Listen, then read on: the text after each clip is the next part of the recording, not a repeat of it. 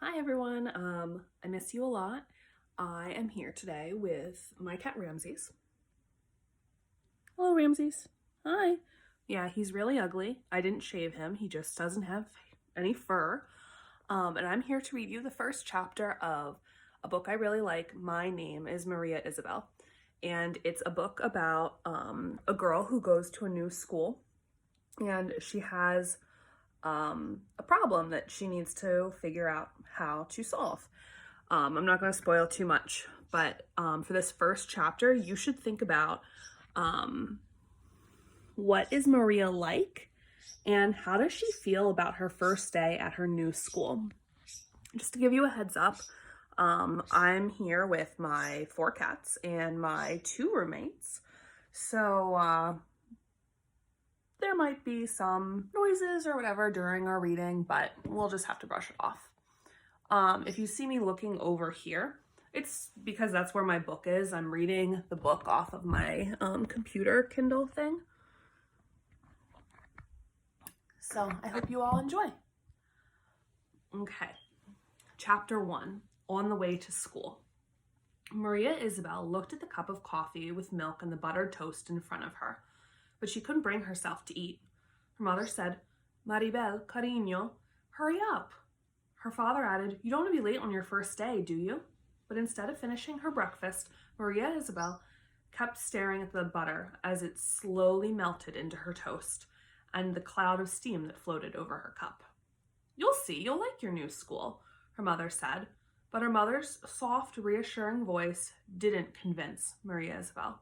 Maria Isabel knew it wasn't going to be easy starting at a new school, especially when the school year had already begun. She was probably the only new student. She kept thinking about what bad luck it was that they had to move 2 months after school had started. And she had had so many plans to spend her winter vacation playing with Clara and Virginia. You'll make new friends soon, said Maria Isabel's father, as if he could read her thoughts. Maria Isabel kept staring at the cup. But when her brother, Antonio, chimed in, come on, Berita, hurry up, you're going to make me late. She gulped down her coffee, even though it burned her tongue. Maria Isabel shook her head, trying to shake the nervous thoughts from her head. She got up and grabbed her blue backpack. Maria Isabel had always wanted a backpack, and at the store last Saturday, this seemed to be just the right one. She had been so happy that her mother decided to buy it, even though it was more expensive than the red one.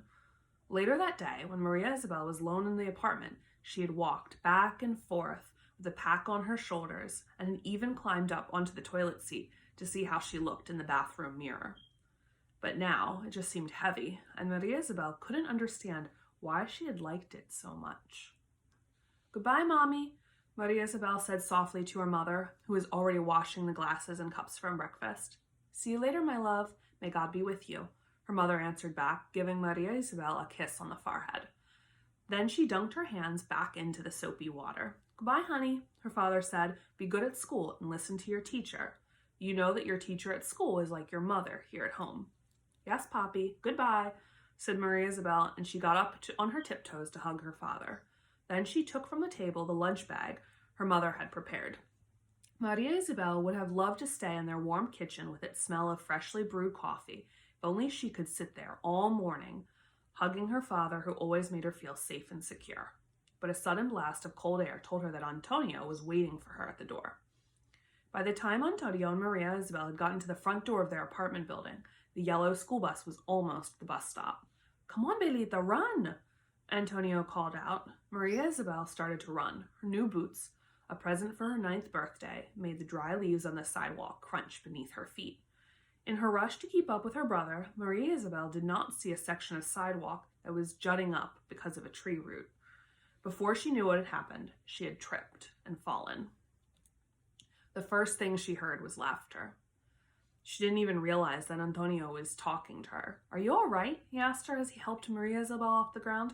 Maria Isabel did not answer him. She just bent down to pick up her smushed up lunch bag. Her knee hurt a lot, but Maria Isabel was determined to walk to the bus without stopping to look at it. What she couldn't help but notice was the dress her mother had washed and ironed so carefully the night before, and that was now streaked with dirt. It was her favorite yellow dress, the dress that Aunt Aurora had made especially for her. Maria Isabel's grandmother had given her the fabric as a gift the last time they had gone to Puerto Rico to visit. Maria Isabel only wore the dress for special occasions. She had decided to wear it today for good luck on her first day of school. She had hoped that the dress would help her feel a little less out of place with the new kids, the same new kids who were now laughing and chattering away at the bus, while all Maria Isabel could do was look down at her bloody knee. So that was the end of the first chapter. I'm sorry that Ramses is not the most exciting person to have with me during this reading. I think he enjoyed the book. He enjoyed the blanket even more, though, I think. In the description of the video, I'm going to put a link to for you guys to answer the questions. What is Maria like and how does she feel about her first day at her new school? But that's also totally optional. On the 3rd grade website, my email is there and you can feel free to email me and we can be pen pals if you just want to like share a nice note. I will talk to you guys later. Love you lots. Bye-bye.